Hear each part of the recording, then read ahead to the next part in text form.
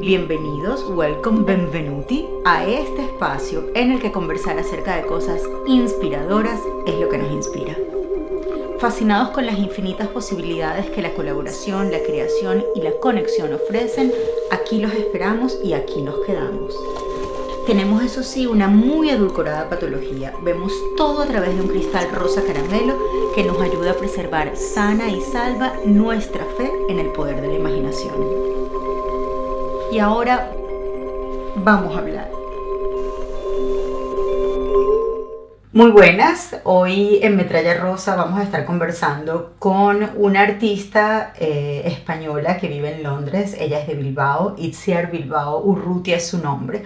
Para mí es un honor y un placer tenerla hoy en este espacio porque le tengo mucho aprecio, uno, y creo que eso es importante, pero en segundo lugar porque sé que es una persona que ha desarrollado una carrera súper interesante en el mundo del arte y la contracultura, toda la escena anti-establishment de Londres.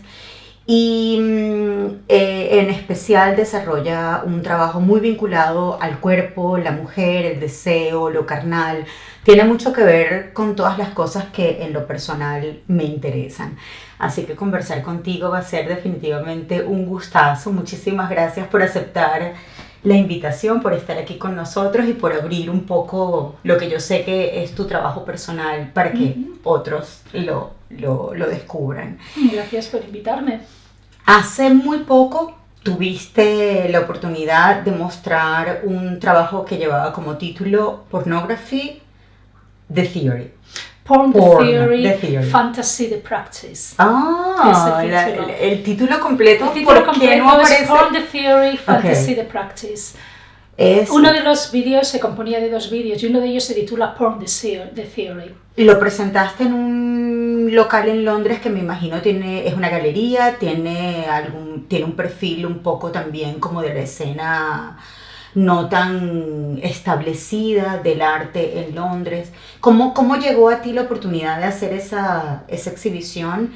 Y básicamente cuéntanos por favor el desarrollo de esa obra, de dónde surge, por qué llega a ti, por qué llega a todos, y un poco me encanta ese título tan impersonal, ¿no? Todos tus títulos de tus trabajos performáticos o de tus short films tienen un poco esa apariencia como de texto técnico. No sé si es una interpretación equivocada, no pero lo me encanta. Bueno, a mí me encanta cuando haces tu trabajo lo arrojas al mundo y los demás lo interpretan. Exacto. Y no les puedes decir esto está bien, esto está mal, tu interpretación me interesa, está muy bien. No lo había pensado, quizá tiene que ver con el hecho de que yo estudié en Goldsmiths. Y ahí te hacen muy técnico.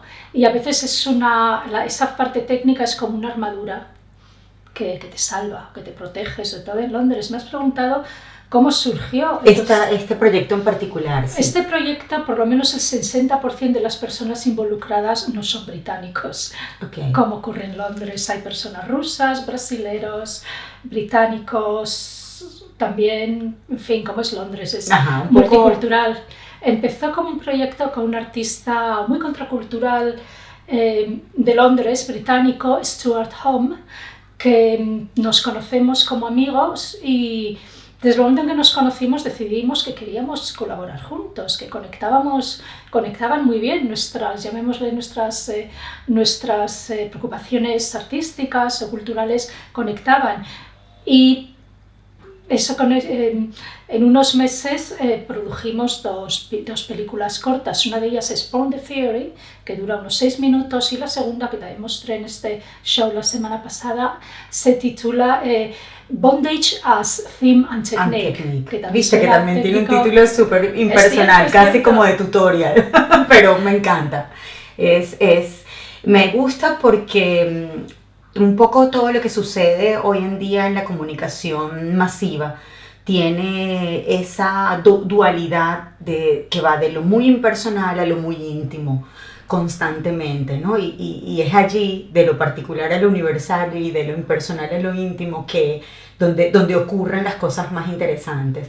Es Es un video performance, sales tú en el video, aparece, por favor, cuéntame porque no tuve oportunidad de verlo. El primer proyecto de Porn the Theory fue la primera colaboración que hice con Stuart. Era un pequeño guión, un guión que era casi bullet points, no era un guión demasiado cerrado, que él tenía desde hacía años. La idea surgía de la película El último tango en París. Como 20 años después surgió las revelaciones de que tanto Bertolucci como Marlon Brando, para la famosa escena de la mantequilla, que es otro hito cultural, es un icono cultural, es un icono ¿cómo se dice? Del cine, del arte de cine, o del cine... De la cinematografía internacional. Y sobre todo ¿cómo se dice? Del art house, del cine, digamos, este cine cultural, ¿no? No del mainstream. Bueno, como ahora ya se sabe, la escena de la mantequilla fue una escena tramada entre Brando y Bertolucci, donde decidieron no decir nada a la actriz María, que era una chica de 19 años, María Schneider, porque, como bien dice Bertolucci, decía, no quería la reacción de María como una actriz, quería su reacción verdadera como una chica. Esta era una chica de 19 años con dos señores de 40 y tantos. Y luego en las entrevistas se dice, bueno, sí, claro, yo me sentí violada. Por supuesto que me sentí violada. Aunque ellos me decían, no te preocupes, María, it's just a film. It's just a film. Pero claro, decía, pero yo, ella sintió que evidentemente estaban abusando de ella sexualmente. Y emocionalmente. Sobre todo porque había una trama de hombres. Exactamente, eso habría sido tramado. Y este pequeño cortometraje utilizamos estas declaraciones de las entrevistas y las ponemos, digamos, en imágenes. Okay. Y lo que hacéis es, digamos, que el gist de la cuestión es que Stuart qué buena idea. Me encanta. Esa idea, ya digo, esto salió, el guión lo tenía Stuart desde hacía años, y cuando nos conocimos dijimos, creo que lo podemos hacer juntos. ¿Y tú lo editaste? Yo planteé lo que iba, cómo se iba a visualizar, dónde, cómo, qué lo iba a hacer. Otra cosa que los dos estábamos de acuerdo es que había que cambiar el género, que yo iba a ser Bertolucci y Brando, o sea, una mujer, okay, y un hombre, en este caso Stuart Home, iba a ser María. Okay. Entonces invertimos. Yo trabajo desde hace muchos años en la producción y performativización de vídeo fetichista dentro del femdom, de la supremacía femenina. Entonces lo introdujimos dentro de una escena de femdom, donde ¿cómo así? Exactamente, donde yo forzaba, yo como mujer, pero que me llamo Bertolucci, forzaba a María. O sea, tú como mujer estabas en el lugar de poder del hombre. En el lugar de poder que normalmente ocupa el hombre. Efectivamente. Y él como hombre, que me imagino que tiene cierta edad.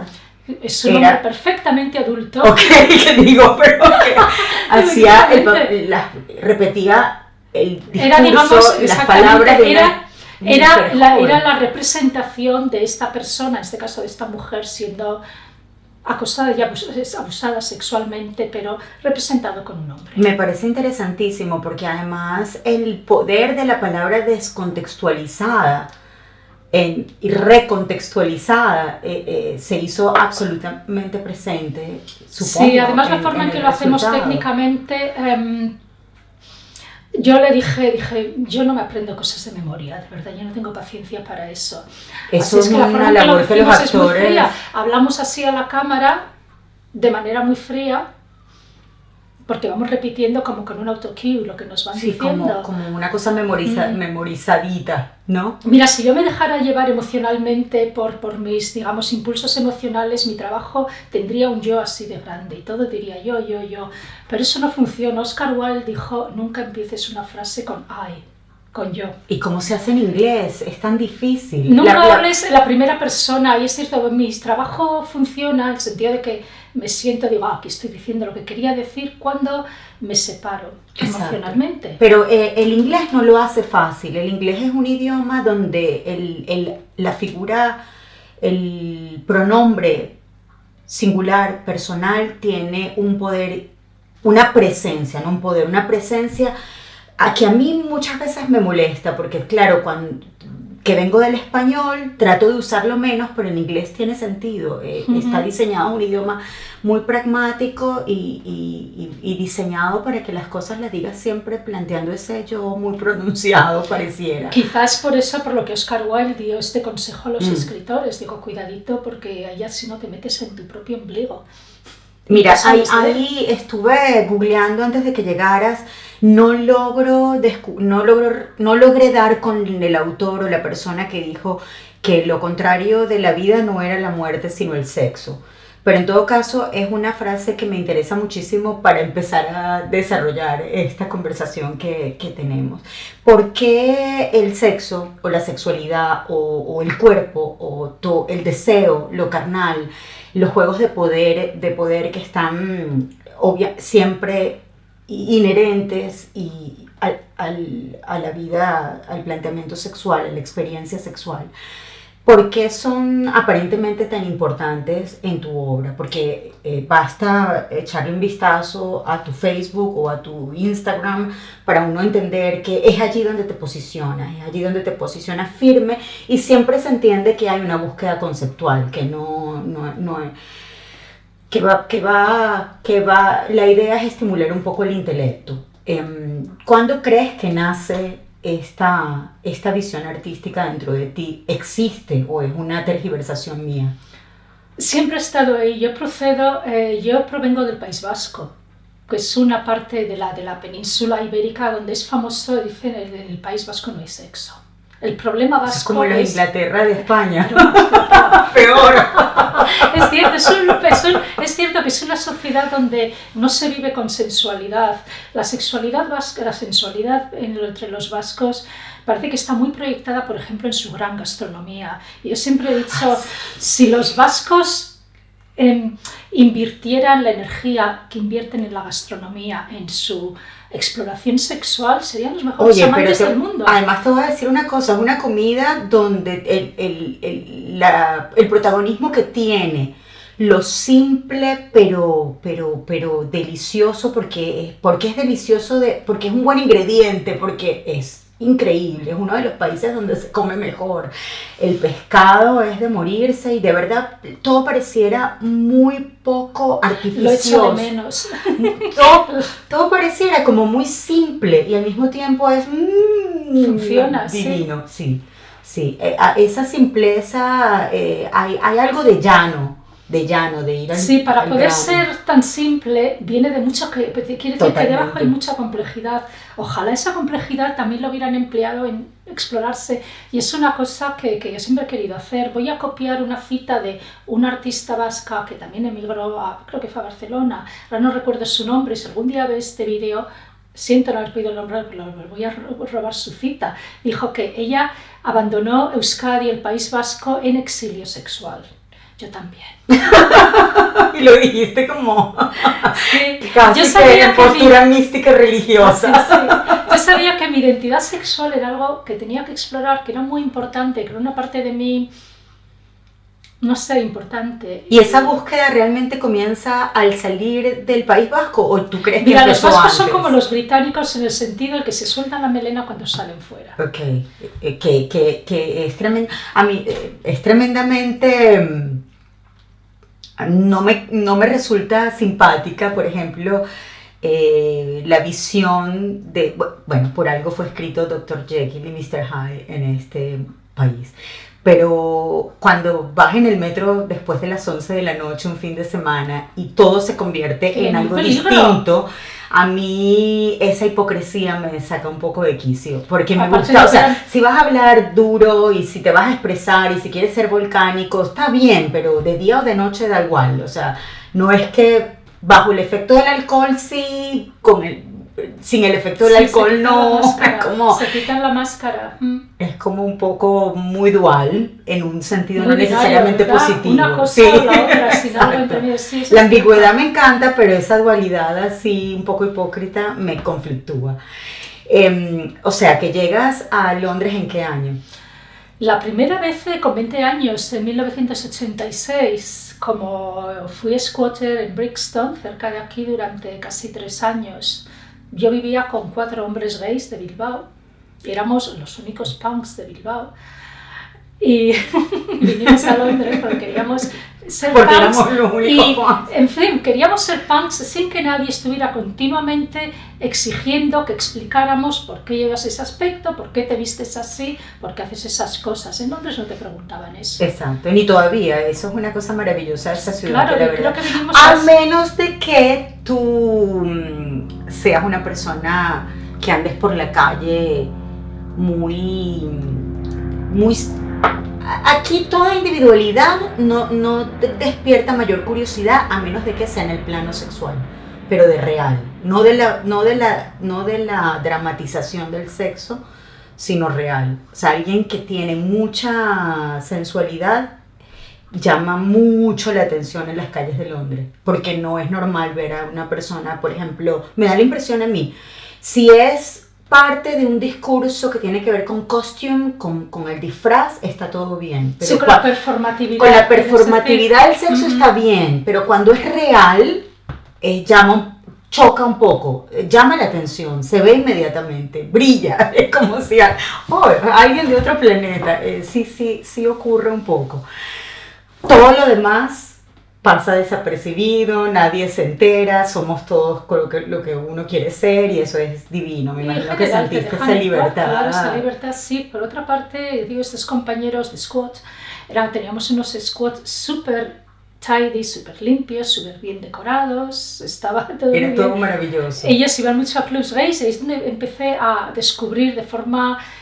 a través de ellos, ¿cómo se dice? La escena leather y SM gay de Londres en los 80. Me parecía fascinante. Y cuando a veces me dejaban colarme a algún club, igual al Royal Vauxhall Tavern, alguno de estos clubs, yo iba encantada y me parecía todo, yo me identificaba muchísimo. Con todo. Pero pensaba, los hombres heterosexuales nunca acaban a ser así. Si no son así, son exactamente, no son performativos, son lo que ves es lo que hay. Eso era lo que yo pensaba con 20 años. Pues estaba equivocada, tardé años en descubrir una escena fetichista en Londres. Y cuando muchos años después la descubrí, ahí es cuando, eso sí que fue un volcán para mí, y sí que se unió a mi práctica artística, de pronto empezó como a unir los puntos. Okay. En mi trayectoria. ¿Qué es lo que te perdona? Pero me interesa muchísimo, me parece fascinante el tema. ¿Qué es lo que te llama inmediatamente de la escena fetichista? Hay una estética que toda forma responde a un contenido y el fetichismo o la escena fetichista no es la excepción, obviamente. Uh-huh. ¿Qué de esa forma que responde a un contenido engancha con tu búsqueda discursiva y con tu búsqueda estética? ¿Qué es lo que hay allí que llama tanto tu atención? Bueno, como te he dicho hace un ratito, yo era punk. Quiere decir que yo me expresaba en gran medida de forma personal y política. Lo personal es lo político a través de la forma en que vestía. Yo vestía de una manera que decía, yo no voy a ser esa chica rubia de pelo largo y... asimilada. Esa feminidad. No me interesa yo la asimilación. Me afeitaba las cejas, llevaba un mohican, me pintaba los labios de negro, quiere decir que era esa agresividad que no se consideraba.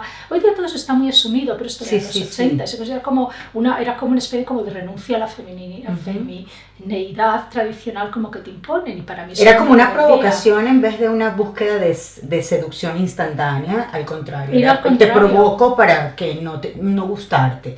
No, era un poco... Sí, era una revulsa completa, esa feminidad que, bueno, las chicas nos la han metido a todos en calzador y lo aceptas cada uno en sus términos.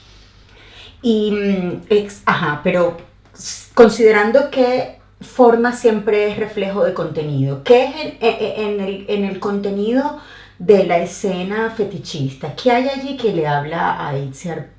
¿Qué cosas específicamente te hablan a ti y despiertan tu interés en la vida, en el arte, en la visión de las cosas, en la ética, la ética, cómo ves el mundo, de todas esas cosas que forman parte de nuestras referencias humanas?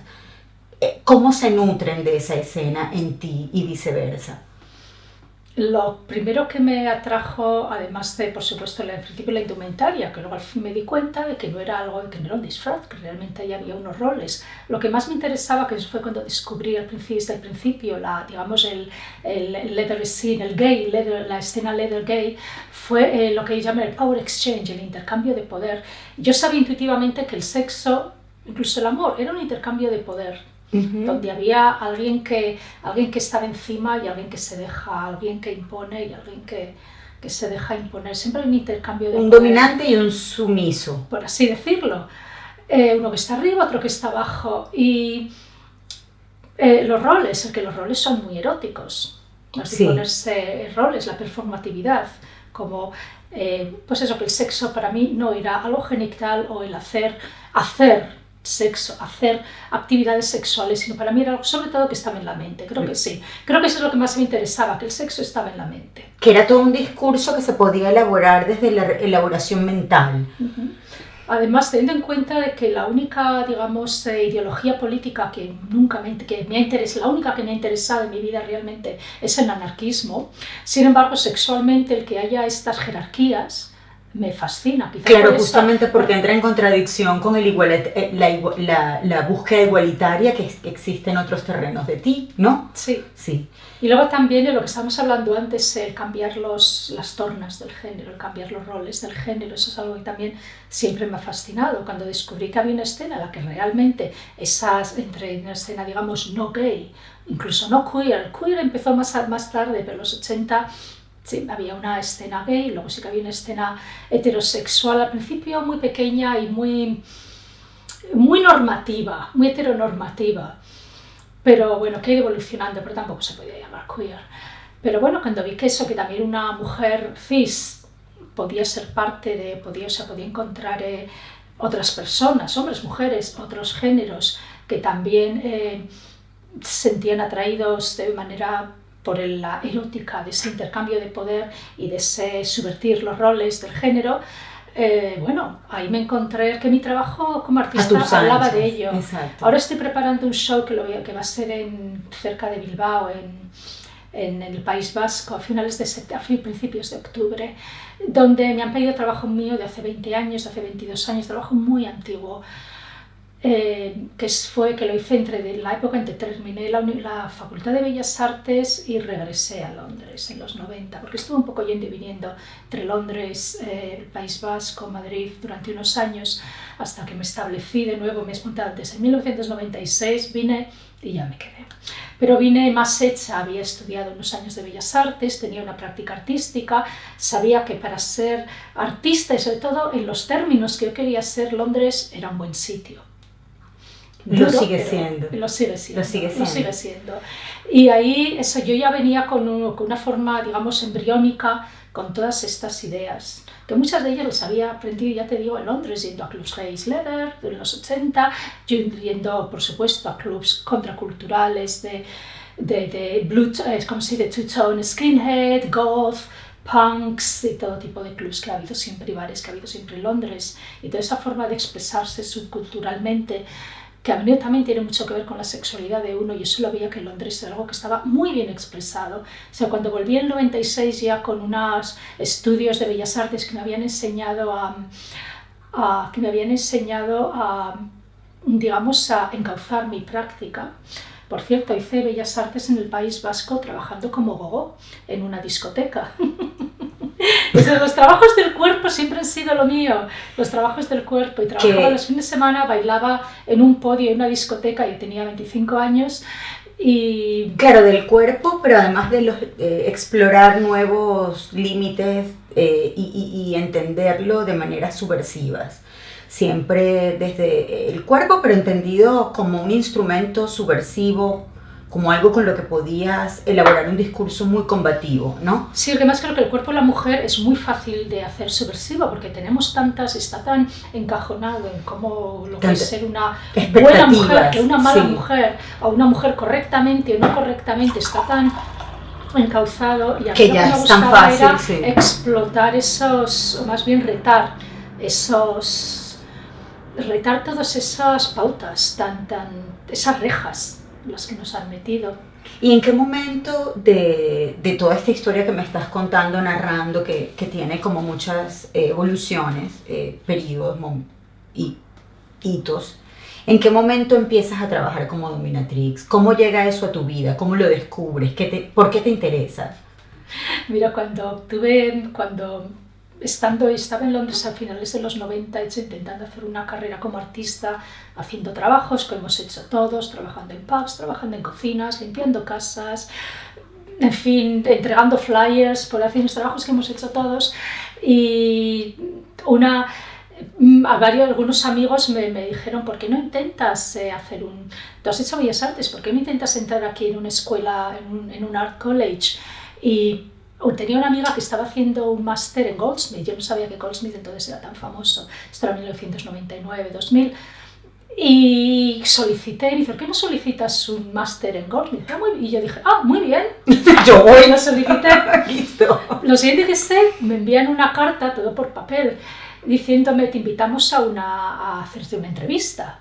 Y dije, me han invitado a una entrevista. Y todos mis amigos hacen, tienes que ir, tienes que hacerla. Yo, bien, vale. ¿Iré? Bueno, claro, además Claro, me hacía mucha ilusión, pensaba, bueno, aquí estoy trabajando, en fin, como trabajamos los emigrantes, totalmente como despegada de esa parte mía creativa o de otros artistas, estoy aquí machacando, por decirlo así, y dije, bueno, la idea de la posibilidad de pronto conectar con los otros artistas, de tener un estudio y de que te escuchen, me parecía increíble. Hice la entrevista en la que me recuerdo que, entre otras cosas, bueno, me ametrallaron. Y no era ametrallar De preguntas. te ametrallan, como fueron los siguientes años, pero llegaremos a eso. En la entrevista de Goldsmith, unas cosas que recuerdo que yo estaba contra la pared, que preguntaron fue, bueno, si te invitamos, un curso en Goldsmith costaba, yo era como ciudadana, persona, sí, como, incluso como, yo era como residente europea, pagaba menos, así todo eran 3.000 o 4.000 libras al año. Yo estaba trabajando en cocinas. ¿Y cómo lo pagaste? Bueno, mira, mi jefe de estudios me dijo, le digo, me están venga a mandar emails de la oficina de finanzas de Goldsmith diciendo, nos tienes que pagar, me decía, you can still bullshit them a little bit. Y les estuve bullshitting them, hasta pagándoles poquito a poco, en fin. Y fue a finales de ese primer año cuando dije, Dios mío, tú vas a clubs... vas a clubs fetichistas, te tratan como una reina, sabes lo que estás haciendo, dominas a tus parejas que has conocido a través de esta escena, que entonces ya estaba yendo a clubs fetichistas. Sí, dominas el performance, la dialéctica, ¿no? Bueno, era una sexualidad. Yo cuando descubrí, fue en la misma época más o menos, Goldsmith, mi entrada a Goldsmith y la escena fetichista, digamos, no gay, en Londres. Para mí fue, yo inmediatamente me vi como dije, ya sé dónde estoy aquí, soy una mujer dominante, evidentemente, no tuviste ni siquiera que plantear. Y la verdad es que a mi alrededor tampoco lo dudaba nadie. Nadie. Sin embargo, el mundo del arte era, otra artista. Dice que es artista. Sin embargo, en la escena... El reconocimiento era inmediato, instantáneo. Era una diosa, no había duda alguna, era una diosa. Sin embargo, para convencer a alguien de que era artista en el mundo del arte, aquello era una jerarquía, en fin, decía, tú no eres un lacayo, hasta que digamos lo contrario. Y pensé, bueno, tengo mi propia casa, mi propio apartamento, no lo comparto con nadie, puedo hacer lo que quiera con él. Dije, bueno, puedo aquí construir un pequeño estudio. Porque otra cosa, claro, que tiene una facultad de Bellas Artes es que tienen unos talleres estupendos. Sí, son estupendos. Sí, para hacer cosas. Y yo les hacía dibujos Yo viví muy cerca de Goldsmith por un año en Londres, en Peckham. Y sí que solo tener la universidad tan cerca le da mucha buena vibe a esa zona. Sí, le da movimiento. Y me dio movimiento empezar allí. Luego fue durante al cabo de unos años, pero bueno, me dio movimiento y así. Y dije, bueno... O sea, que la necesidad fue básicamente... hacer más congruente dos cosas que existían a ti y una necesidad financiera, por supuesto. Pensé, bueno, estoy aquí trabajando en cocinas 12 horas al día, 6 días a la semana, que además fueron increíbles. Cuando les dije, voy a empezar a Goldsmith en septiembre, y mi chef, me dijo, don't worry, we'll send you to Goldsmith. Pero claro, me pasé todo el verano trabajando como una esclava para ahorrar un poco, y a veces ni siquiera podía pagar. Y ya te digo, a través de esta escena dije, bueno, voy a intentarlo, voy a presentarme como dominatrix. Yo tenía ya, al ser artista, tenía ya fotos mías dentro de esta performatividad fetichista, dije, a ver, tengo fotos que puedo poner una página web, puedo aprender un poco de Dreamweaver, que entonces utilizamos Dreamweaver para hacer páginas web, construí una pequeña página web, me puse allí y dije, a ver qué pasa, y al principio dije, bueno, van a venir los clientes y van a decir, ¿pero tú quién te crees que eres? ¿Por qué te voy a pagar yo todo ese dinero? Y no. ¿Quién te crees que eres? Pues fue todo lo contrario. Todo lo contrario. Los clientes estaban... Porque reconocen inmediatamente tu poder, eso es lo a menos que les maravilloso. demuestres lo contrario. Exacto, pero lo tienes que tener porque de otra manera, si no como... sí es verdad que la dialéctica del erotismo y de la seducción en lo íntimo y en lo social, en el espacio público y en el privado, tiene mucho de juego y por eso nos encanta vestirnos y cambiar el color del pelo, de los labios, de todo. Las mujeres... Pero también tiene mucho de realidad y en la medida en que lo asumes más de verdad, mejor funciona. O sea, sí es verdad que es un juego, pero quizás me pregunto yo si la razón por la cual tanta gente puede vivir de crear dinámicas ficticias, como lo hace una dominatrix, en una escena erótica que también es parte como de un teatro, si tiene un poco que ver con el hecho de que todos necesitamos más realidad en nuestro juego. ¿Cuánto hay de juego y cuánto hay de realidad? Eso depende de las personas que estén en ello. Hay personas que lo hacen por el dinero simplemente y lo hacen muy bien.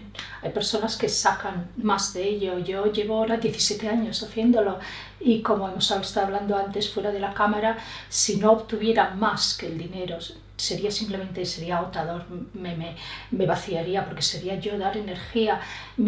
Cuando no lo hago de forma, digamos, privada con un amante, lo hago con un cliente que me está pagando. Ese cliente es una persona que solamente habla de ello conmigo, que lo tiene en secreto. Su pareja, si tienen pareja no lo saben, y si no tienen pareja no tienen con quién practicarlo, a menos que vengan con alguien conmigo y nos paguen. Y yo soy la única persona a quien escuchan. Claro. Yo soy la única persona con quien pueden hablar de, con quien pueden abrirse y hablar de ¿Cuánto de diálogo hay en las sesiones? Mucho. ¿O depende? Bueno, depende, yo hablo. Como puedes ver, yo hablo, yo no tengo ningún problema para hablar y yo soy vocal. Okay. Y por supuesto tenemos una charla al principio. Bueno, al principio en general, al principio me envían emails y hablamos de ello para ver si somos compatibles. Y sí, sobre todo lo que quieren es volcarse. Y cada vez sobre todo en el tema, bueno, no solamente en las sesiones, digamos, por dinero, en las sesiones privadas también uno lo que quiere es que lo toleren. Claro. Ser tolerado, ser aceptado por los demás, ser aceptado. ¿Y por qué al hombre le resulta tan difícil encontrar en su vida privada mujeres que los dominen y que los hagan sentir aceptados en su necesidad de subyugarse? En primer lugar, porque hay muy pocas personas de cualquier género, femenino, masculino, otro, que son sexualmente dominantes ¿cómo se dice? Por default, por definición. Sí, por definición. Hay muchas más personas, la mayoría de las personas son sumisas, prefieren ser las personas a quienes les hacen más pasivas, cosas, que reciben encontrar a alguien que sea esa parte activa, top, ya en sí es difícil, o sea, las proporciones están muy desproporcionadas. Si además es mujer, francamente es muy raro, es curioso, que nunca he tenido ninguna duda ni nada, para mí era algo que tal, me decía, pero ¿quién no va a querer esto? Pues aparentemente muchas mujeres no quieren eso. ¿Piensas que hay menos personas sexualmente dominantes porque requiere más esfuerzo y más trabajo? No, simplemente porque no les pone. Ok, porque podría ser requiere más energía, requiere eso, más... Mira, en eso estoy de acuerdo. ¿Sí? ¿No? En eso estoy de acuerdo. Pero bueno, quiero decir que si algo nos pone, nos esforzamos. Claro. Es simplemente porque no pone, yo creo. Si no lo es porque no... ¿Cómo son las dinámicas en un juego donde tú eres dominante y necesitas hacerlo bien latente para la otra persona? Tienes que que es importante que te vistas de una cierta forma o ni siquiera es tan importante? Depende de la sesión. Yo cuando empecé, por supuesto, las imágenes fetichistas tradicionales del corsé, el cuero, o goma, los tacones de aguja, me parecía todo increíblemente divino. Además que yo estaba en mi época Sex and the City y ella era el fin. No, pero sí es muy erótico. Eso me parecía muy bien. Y luego empecé como a encontrarme más también y volver a mi faceta más punk. Y recuerdo cuando me corté el pelo así, me hice este feather cut o Chelsea cut, y lo puse en mi web, dije, una de dos, o nunca más. Aquí no viene, echan todos a correr y dicen, Dios mío, no queremos ver ese monstruo. O les encanta. O les encanta, pero yo intuía que yo llevaba años haciendo este trabajo, y no haciendo este trabajo, haciéndolo personalmente, que digamos parejas que también eran parte de ello. Y yo dije, yo creo que aquí tiene que haber un fetichismo de esto, y efectivamente lo hay. Al contrario, has ganado aceptación. Cuando dije, ya no me pongo tacones, me pongo botas Dr. Martens y me pongo este pelo. Sí. Yo he visto imágenes tuyas dominando sobre un hombre que me encantan, porque en vez de ser el clásico tacón de estileto súper brillante y pulcro y que de alguna manera también refuerzan el estereotipo femenino, ¿no? Son las botas militares las Dr. Martens, que me encantan. Cuando decías anteriormente que no lo podrías hacer si tú no recibieras a cambio un beneficio, ¿tienes concientizado en qué consiste ese beneficio o simplemente lo llevas adelante porque te funciona, está bien contigo, va bien contigo? ¿Tienes concientizado exactamente cuál es el beneficio? A mí me da mucho a cambio, me produce mucho a cambio. Además, por supuesto, tiene una parte que es un trabajo, que tiene una parte económica, pero sí, me da mucho, es todo por eso, porque me ha ayudado a conocerme yo misma sexualmente, me ha ayudado a conocer mi trabajo, mis preocupaciones o mis temas como artista, también me ayuda un montón. Para mí se ha convertido, es todo parte, todo se retroalimenta, es todo parte de la misma cosa, y ocurre así de forma paulatina. Ahora que dices lo de la retroalimentación y empiezo a ver como un globo, se me hace muy fácil visualizar algo muy complejo y es una esfera. En estos días escuchaba a un astrólogo maravilloso, lamentablemente no voy a poder citar su nombre, que decía que el reconocerse en los arquetipos nos permite ver el mundo o la realidad de una manera holográfica. Y que es allí donde está el poder de la astrología, ¿no? En esos arquetipos con los que somos capaces de conectar. Y en tu trabajo, yo he visto la presencia de este personaje del folclore europeo, Melusina, que es esta mujer con mitad mujer, mitad serpiente, que es como una sirena que asusta más que una sirena, ¿no? Y me pregunto hasta qué punto ese arquetipo de esa feminidad un poco venenosa, un poco atemorizante, que es capaz de... Que da miedo. Esa feminidad, sí, esa feminidad monstruosa. Te reconoces en ese arquetipo y saberte que ese es el arquetipo con el cual te identificas, te permite también entenderte mejor dentro del juego social, dentro de la dinámica social, saber qué es lo que quieres, para dónde quieres ir y cómo quieres ser vista, reconocida, apreciada, entendida. Sí, me hace gracia que nombres eso, el folclore, la mitología. Siempre me ha interesado mucho la antropología desde pequeña, y es algo que cuando estudié Bellas Artes se estudia. El poder ese de los mitos y el folclore, porque son conceptos convertidos en imagen. ¿Qué es lo que hace el artista? Las ideas, convertirlas, pasarlas a imagen.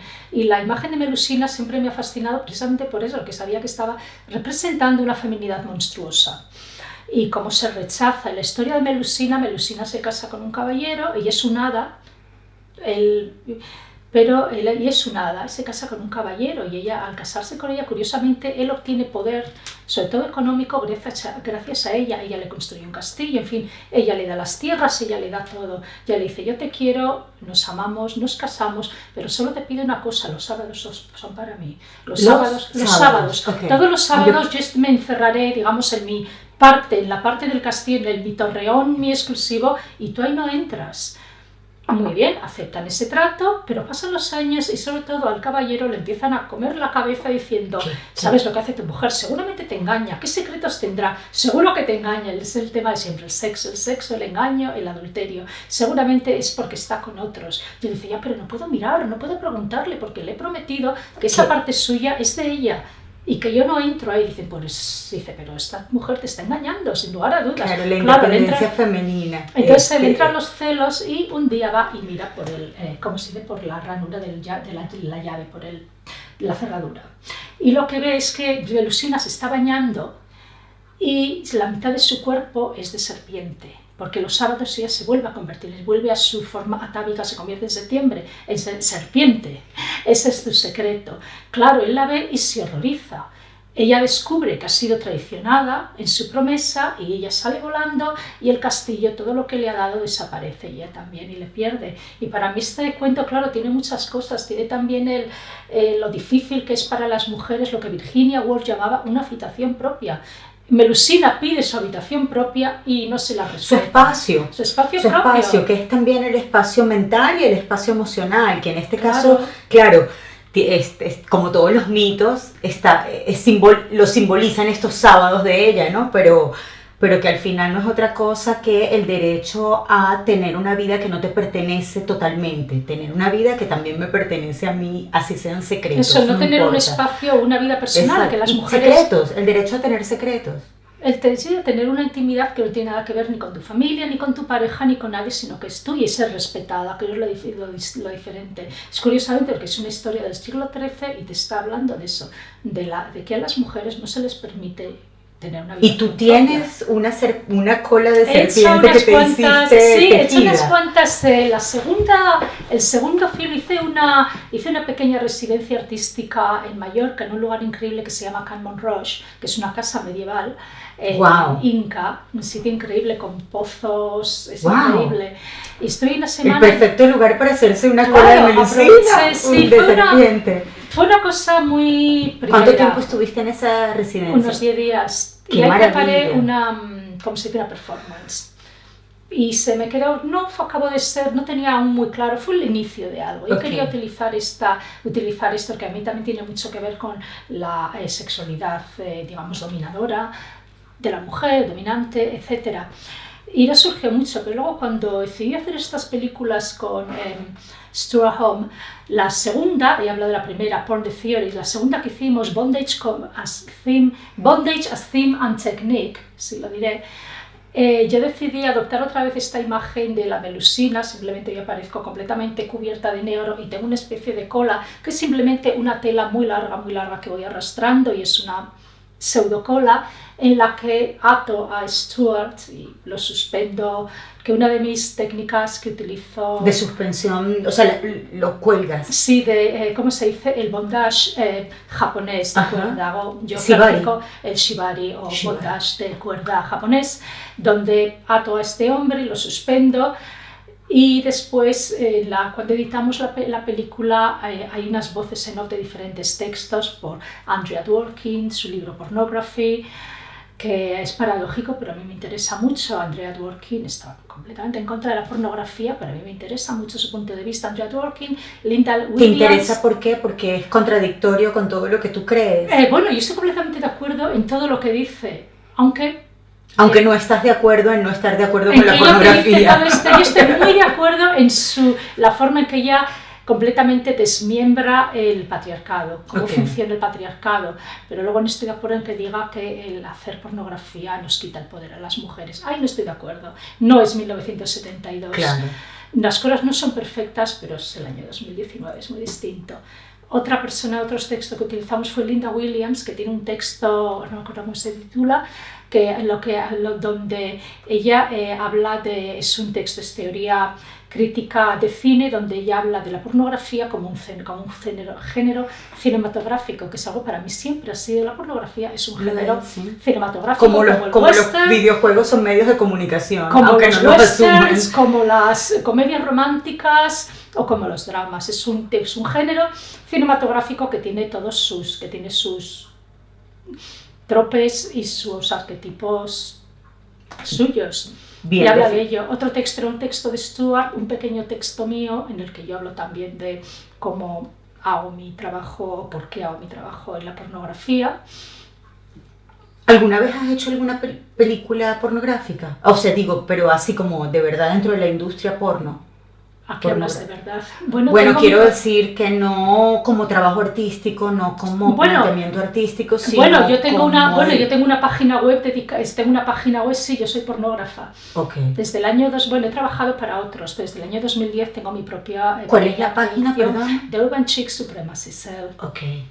Que es una página de pornografía femdom, donde efectivamente no llevamos corsés ni tacones, sino que es una estética punk, muy inspirada por, dices que no es arte, inspirada por Valerie Solanas, el manifiesto Scam de Valerie Solanas, por las brigadas... ¿Solo contigo o otras mujeres también? Otras mujeres también colaboro.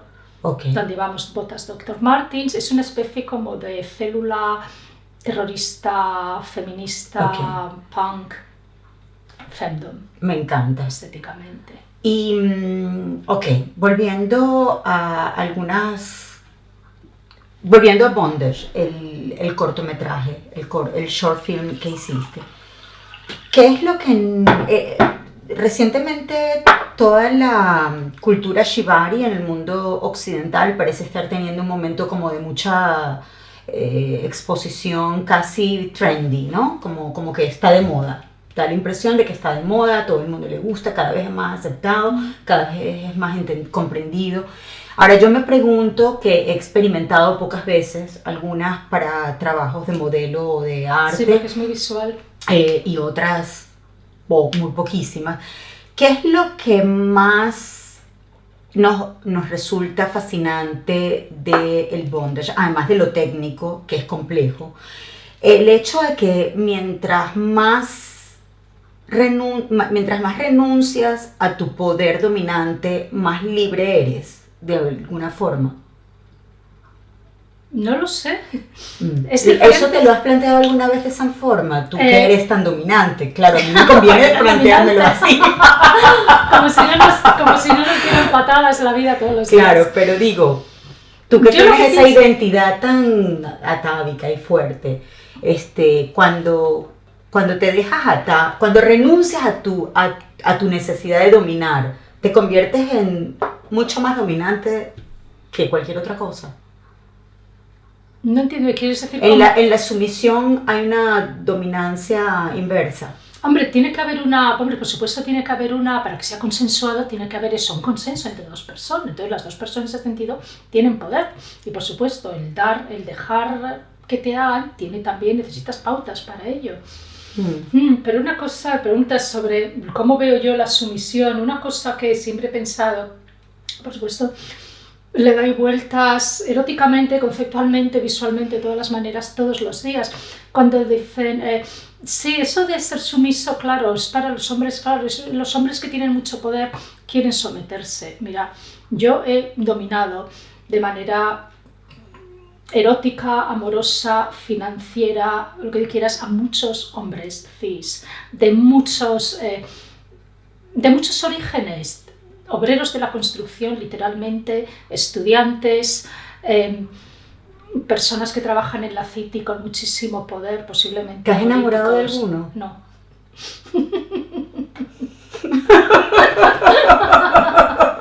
Pero algunos sí que me lo he quedado.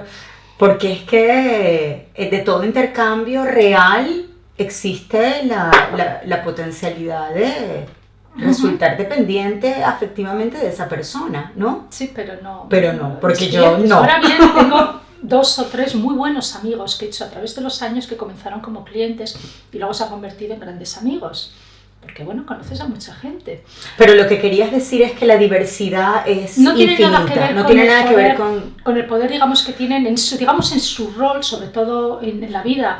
Y claro, yo eso le he dado muchas vueltas. Pensaba, bueno, esto, yo cuando veo personas, digo, desde estudiantes de 21 años hasta, lo repito, obreros de la construcción, lecturers de universidades, personas que trabajan a nivel público, en puestos públicos, en la City, todo ese tipo de personas pasan por mi estudio. Digo esto porque es que esto no son todos hombres de poder.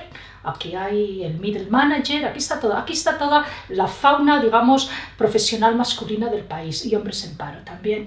Representada porcentualmente. Esto no son todos hombres que tienen, digamos, poder, ese poder, eso que se llama poder con P mayúscula en la vida real. Pensé, ¿qué es lo que pasa aquí? Y mi teoría es que, digo, bueno, vivimos en un patriarcado, todos los hombres tienen poder. Claro. Todos los hombres tienen poder sobre las mujeres, tienen algún poder sobre las mujeres. Igual que todos los hombres blancos tienen poder. Sobre todo los hombres blancos. Claro. Tengo muchos más clientes blancos que de otra etnia, aunque no solo.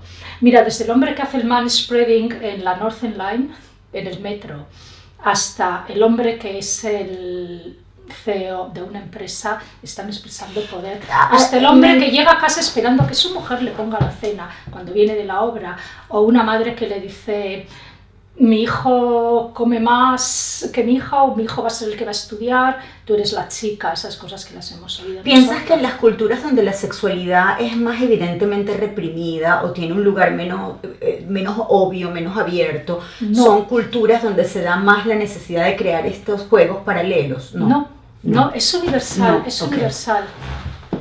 Es muy universal. Lo que sí que he visto es que las culturas donde son como más sexuales también es una sexualidad más vanilla, lo que se ve es más una sexualidad sí, mucho al más final, mainstream. sí, totalmente. Yo estoy de acuerdo con eso. Porque de alguna forma es como tan juguetona desde el principio de tu vida, tan playfulness, que no sé, como que se desarrolla más en el cuerpo y menos en la cabeza. Algunas veces he oído, no sé si es verdad o no tengo aquí, como dicen, the jury is still out. No sé, dicen que es algo que el fetichismo es algo de los países fríos. Pero sí, yo también opino, pero que es que creo que mientras más,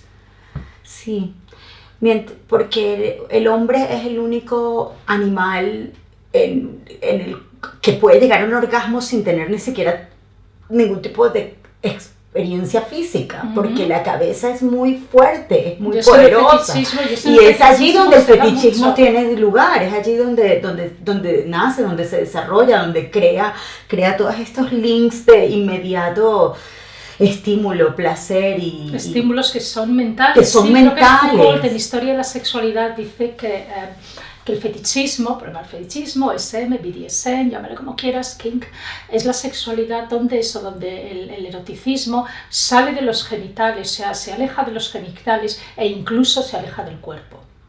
Y entra como en un territorio mucho más mental. O lo proyecta en otras cosas, en zapatos, en corsés, en uniformes, en el rol, en jerarquías, que eso ya ni siquiera son objetos. ¿Tú tienes algún fetichismo tú? Tengo muchos. ¿Tienes muchos? Claro, qué pregunta. Pero ¿te incomoda hablar de eso o no? No, en absoluto. Por ejemplo. Bueno, me gustaba mucho la idea de ponerme un corsé y unos tacones, me parecía todo genial, y llevar un black bob así. Pero luego cuando me he ido conociendo más, me doy cuenta que mis fetichismos han ido como haciéndose más personales. Uno de mis fetichismos más favoritos, que más un día también lo puse en mi página web y dije, aquí hay clientes que les puede interesar, es el pelo y las cabezas afeitadas, sobre todo el hecho de afeitar pelo, que eso es una cosa de mucho poder. Es una escena que se utiliza en películas, cuando le cortan el pelo. ¿Recordáis a las mujeres que habían traicionado después de la Segunda Guerra Mundial en Italia? Las mujeres que se habían acostado con los nazis, se las afeitaba la cabeza y las ponían ahí en público. Porque eso es algo que si te afeitan la cabeza, te sientes, sí. Claro. Yo me acuerdo muy joven, a los 19 años, la primera vez y única que me quise cortar el cabello con una máquina militar que llamamos nosotros la rasuradora. Me senté en una barbería y no me lo quisieron cortar. Ya, a mí tampoco. Y tuve que insistir, no me lo quisieron cortar, y después fui para otro sitio que era más bien como un salón, y allí una chica sí me lo cortó. Pero en la barbería los hombres acostumbrados se negaron rotundamente. No, yo no voy a ser el culpable si después vienen los padres de esta niña a reclamar. No sé qué tipo de ideas tendrían, pero se negaron. Y para mí eso fue parte de la experiencia. Me encantó porque me hizo estar más segura de que realmente lo quería hacer. Tuve que ir a otro lugar. Te pusieron a prueba. Me pusieron a prueba, sí, exacto. Pusieron a prueba. Exacto. Ahí, en la sociedad moderna y en la sociedad en general occidental, una de las emociones a las que todos les tenemos más miedo y rechazamos rotundamente, es sobre todo compartirla, es la humillación. Nadie acepta la humillación porque es un lugar de mucha vulnerabilidad. Y el tema sexual también es algo que he comprobado, es que el sentirnos, digamos, aislados o alienados sexualmente, si tú eres una rara y sobre todo eres un pervertido o pervertida, eso es muy alienante, genera una gran humillación. Claro. Y quizá, pero todos también nos encanta sentirnos reconocidos y vistos. Todos queremos ser vistos. Todos queremos ocupar un lugar y ser vistos. O sea que aunque tú escondas mucho algo, en el fondo te libera muchísimo y te hace muy feliz que esa parte de ti sea reconocida. Que es lo que estamos hablando, estamos vueltos al principio. Exacto. Yo vine a Londres emigré a Londres para, digamos eso, para ser reconocida y aceptada, buscando eso. Claro. Que creo que les sucede a muchos.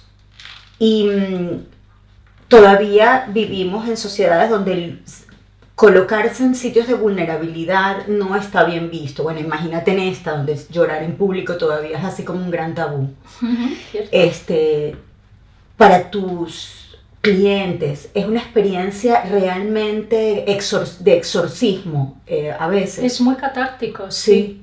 Porque me imagino que es como finalmente estoy en un lugar donde no solo me atrevo, me siento reconocido y valorado por mi diferencia, la hago valer, o sea, quiero que tenga función y mérito. O sea, todo lo que más queremos creo es que nos dejen en paz. Pero son terrenos que han estado ocultos y ocultos y ocultos, entonces cuando eso sale a la luz debe ser muy liberador. Claro sí. Pero te sientes como, a veces te ha tocado tener gente a la que después recuerdas, te quedas como pegada porque sabes que lo que ocurrió en tu casa, en tu estudio, fue game changing para esa persona, ¿sabes? Como que lo que allí... Y a menudo te lo quedas es. Con ese sentido de responsabilidad, es la pregunta.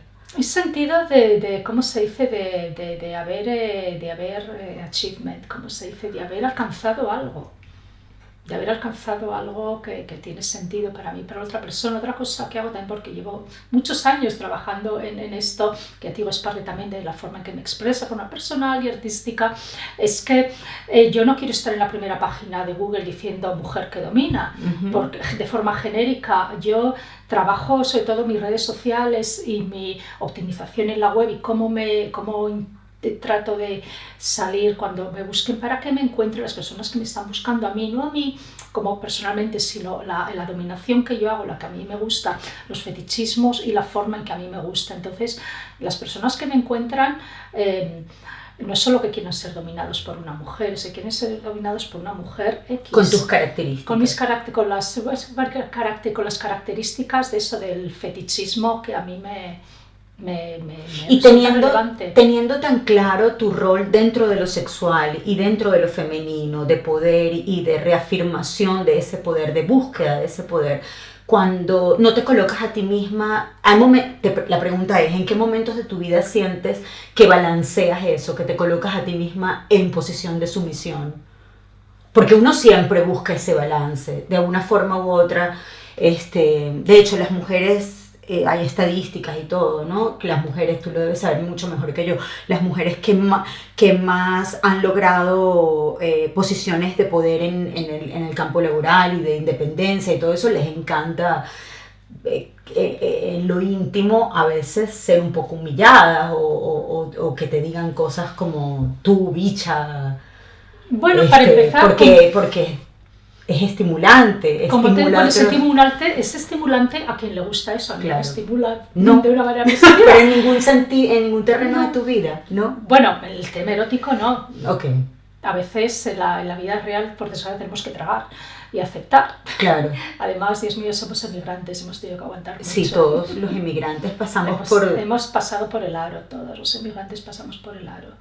¿Qué está hablando? Bueno, Andrea Dworkin dice en su libro Pornografía, cuando habla del poder, dice que cuando una mujer, cuando está más arriba en el poder, cuando está más cerca del poder o más cerca del poder en general es masculino, ella pierde más poder.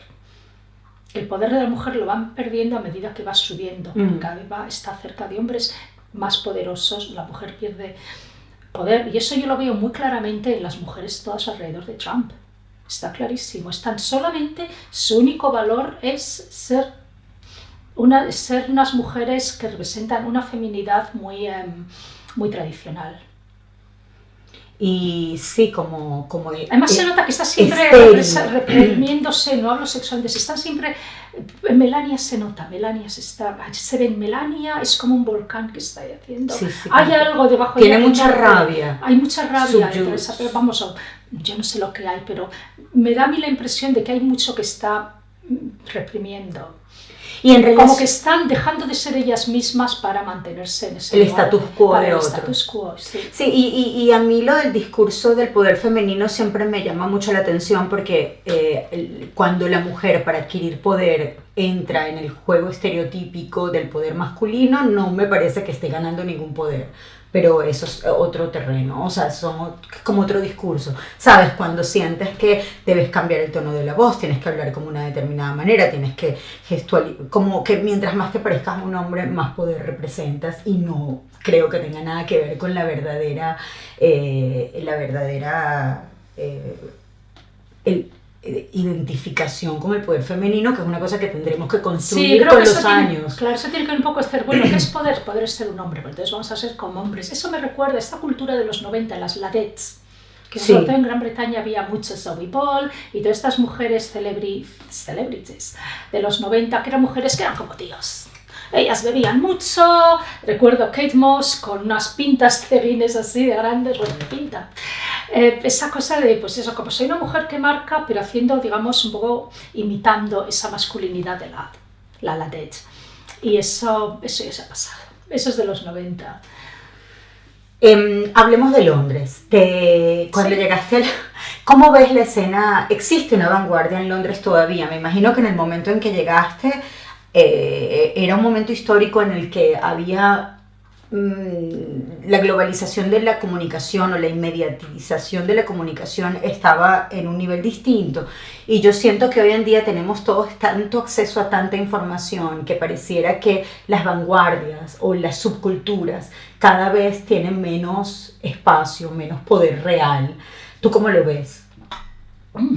Esto es complicado, ¿eh? Cuando en los 80 y 90, que estaba en Londres, luego eso en los 90, donde parece que todo se afianzó, porque en los 80 estaba todavía Margaret Thatcher, estaba todo un poco, pero era... Lo que siempre ha habido en Londres es una infraestructura enorme para personas que no encajan en ningún otro sitio. En otras culturas tienes que ir a la escuela y luego vas al instituto, haces un bachiller, luego vas a la universidad y sigues esos pasos, luego tienes una pareja, una familia. En Londres, no digo Gran Bretaña, Londres, al igual que Nueva York, no son el país donde están ubicados. No, son ciudades... Son ciudades-estado prácticamente. En Londres siempre ha habido no solo lugar, sino una infraestructura que ha aprovechado a esas personas incluso en el Londres creativas. De hoy. Yo creo que también, claro, está mucho más difícil porque que sobrevivir en esta ciudad es tan costoso, claro, yo que pareciera que no deja espacio para el verdadero underground, porque todo cuesta demasiado y al final lo pagas. Claro, ¿no? Te pasas la vida trabajando y no tienes tiempo para hacer una práctica, y eso antes de terminar Goldsmiths, al de unos pocos años vino la crisis del 2008, y ahí vi muchos artistas contemporáneos míos de Goldsmith que les empezaba a ir bien, cayeron todos. Porque ya ese mercado, todas esas, había muchísimas, hasta el año 2008 había todavía muchísimas galerías independientes que eran un poco efímeras, pero eso, había una vitalidad de un montón de cosas que surgían todo el día, había un ciclo enorme de creatividad, de música. Yo iba a clubs que costaban 3 libras los miércoles, y eran unos clubs de drum and bass que eran increíbles, donde la gente se estaba volcando en hacer música delante de tus narices porque era lo que querían hacer. Pero eso es muy difícil, sin embargo sigue habiéndolo. Sigue habiéndolo. ¿Piensas que sigue habiendo una escena underground que no hay en otras ciudades definitivamente y que Londres sigue ofreciendo. ¿Cuáles son esos lugares a los que todavía vas, disfrutas, representan la cara de la ciudad de la que te enamoraste o la que ha cambiado y de la que sigues, con la que te sigues sintiendo a gusto? Yo salgo muy poco últimamente, la verdad, desde hace unos cuantos años salgo muy poco. Me gustaría salir más, pero es cierto que no hay eso, ya te digo, ese ciclo continuo que se come a sí mismo y se devora a sí mismo de cosas, de oferta que había hace 10, 15, 20 años. Pero bueno, sigue habiéndolo. Me dedico más a escuchar nueva música en BBC Six Music, más que ir a clubs. Pero ¿en qué lugar, en qué espacios de la ciudad te sientes como en casa? Y no porque estés como en Bilbao, sino porque te encuentras contigo, te encuentras con la persona que eres. Pues mira, veo que vuelven a haber otra vez galerías independientes, no de la forma que vi en los 90, porque sí que es cierto que con no los voy a defender, pero una cosa que hizo bien el gobierno laborista de los 90 hasta el 2010, invirtieron mucho en las artes, porque comprendían que el arte da dinero. Suena muy bruto decirlo. Sí, suena brutal. Suena brutal, viva el anarquista, pero es cierto, o sea, no seáis tontos, no solamente fabricar pan y diamantes da dinero, el arte es la industria del arte, y en este país, sobre todo en Londres, la industria del arte movía unas cantidades enormes de dinero. Y mis compañeros en Goldsmith que venían de fuera de Europa pagaban millonadas todos los años por hacer ese email, el dinero que han dado a las universidades y el empuje que han dado a las universidades, que ahora no lo hacen. Son muy tontos. Así todo, hace poco estuve con una amiga que es una promoter de festivales de arte, que me dijo que aún así hoy día no sé cuáles, no sé dónde no puedo dar, si me decís citation, no lo sé, pero sí que me dijo, dice, incluso hoy día, dice, el arte cuando el gobierno invierte le devolvemos 3 libras, o sea, le damos 3 libras de ganancias. Por cada libra que invierte el Estado británico, nosotros les multiplicamos por 3. Imagínate, o sea que sigue siendo una industria festivales. rentable. Los festivales es una cosa que ahora funciona mucho. Sí. Los festivales de 2-3 días donde hay música, hay performance, hay un montón de artes visuales, de todo, sobre todo performativas. ¿Te atrae presentar tus performances en sí, ahora ya no lo hago, pero plataformas? he hecho algunos festivales, sí. Y también he hecho cosas como trabajar con bandas, vídeos, sí. Sigue Londres, la gente sigue viniendo a Londres, lo tienen muy mal, nunca lo hemos tenido, porque la verdad ser creativo es muy duro, sí. Pero ahora está mucho más duro, es 5 veces más duro, 8 veces más duro de lo que era hace, 10, 15, 20 Por años. lo cual pienso que termina uno asimilándose a, producir dinero para sobrevivir, que es un poco lo que al final termina todo el mundo. Sí, yo creo que era bueno, que en Londres siempre está en flujo. Entonces está cambiando, la gente siempre está intentando ver por dónde pueden salir adelante, quiero decir, y la gente siguen creando cosas. Yo desde hace un tiempo he conocido a círculos de otras personas creativas que nos retroalimentamos mucho, nos apoyamos mucho. ¿Qué más es el mito del artista encerrado? Sí, hermético, ermitaño. Eso es mentira, somos todos partes de un grupo. Y si alguna de las personas que nos están escuchando se les despierta algún tipo de interés en relación al tema fetichista, recomiéndame por favor una tienda o una marca de ropa que puedan consultar online o que tenga un espacio físico. Quiero saber qué tienda recomendarías. Bueno, depende también qué sexualidad tenga. Londres tiene muchas tiendas fetichistas, leather gay. Exacto. Como Expectations, que está en Hoxton, Regulation, que está en Islington, y luego tiendas, digamos, no exclusivamente gays, House of Harlot, que hacen alta costura en látex. Atsuko Kudo también hace ropa en látex, se me ocurre. ¿Y a precios accesibles? Not really. Oye, ¿por qué la goma tiene que costar tanto? Sí, cuesta. Dios mío. Porque más no la compras en la persa de la cena a tu medida. Que cuesta. Es una de las pocas industrias, digamos, de ropa donde las cosas todavía se hacen a medida. Sí. Donde tú no vas y agarras una 3 tallas hay, tienes la 8, la 10, la 12 y la 14. ¿Qué recomendación para vestir, para quitarte y ponerte algo de látex sin sufrir tanto? Además de bueno, que no está yo... malo. No sufre tanto. Pero a veces cuesta...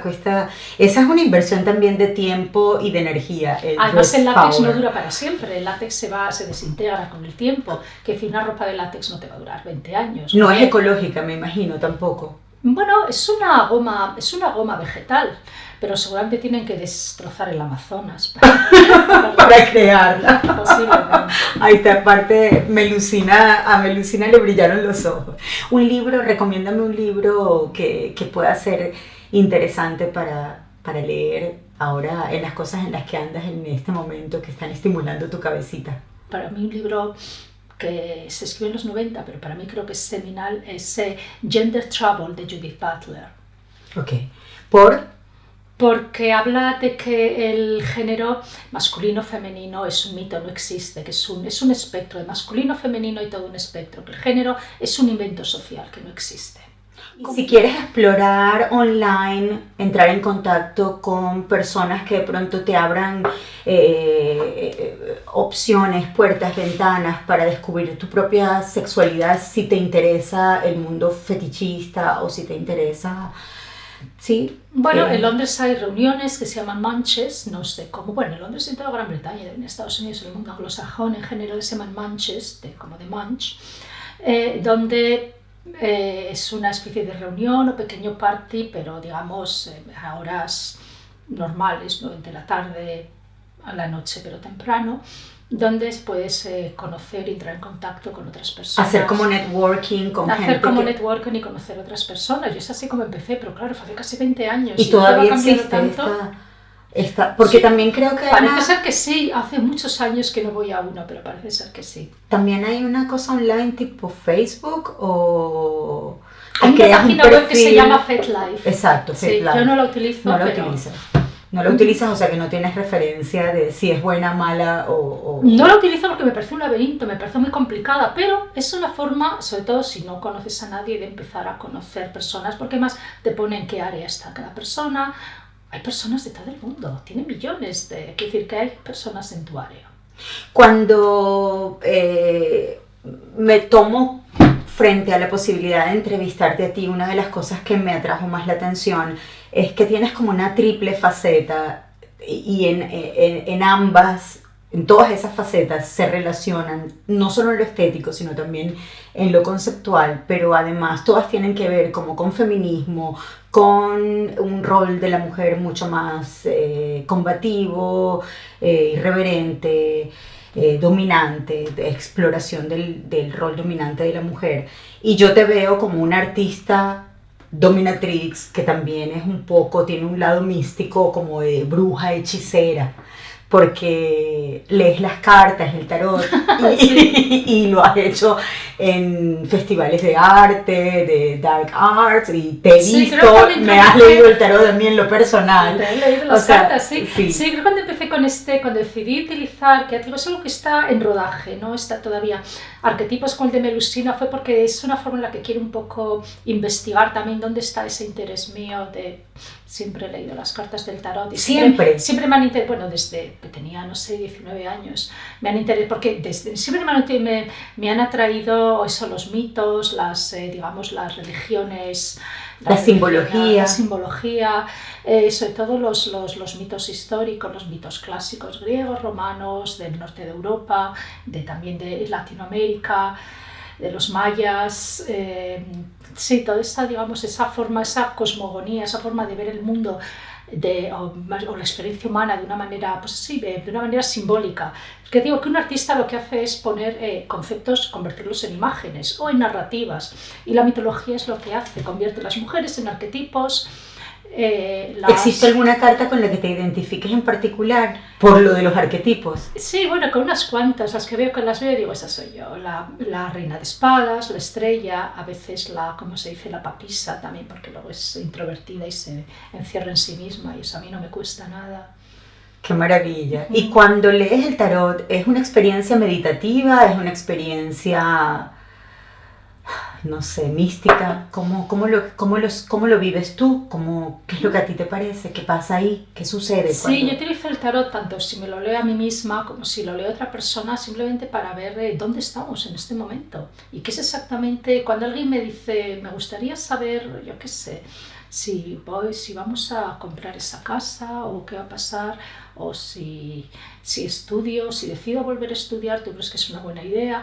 Lo primero que pregunto en las cartas cuando estoy barajando es ¿por qué me están haciendo ¿por qué me están haciendo esa pregunta? Porque la pregunta es muy importante. Claro, ¿de dónde viene la pregunta? Sí, ¿de dónde viene? ¿Qué quiere decir? ¿Qué es lo que realmente quieres saber? Okay.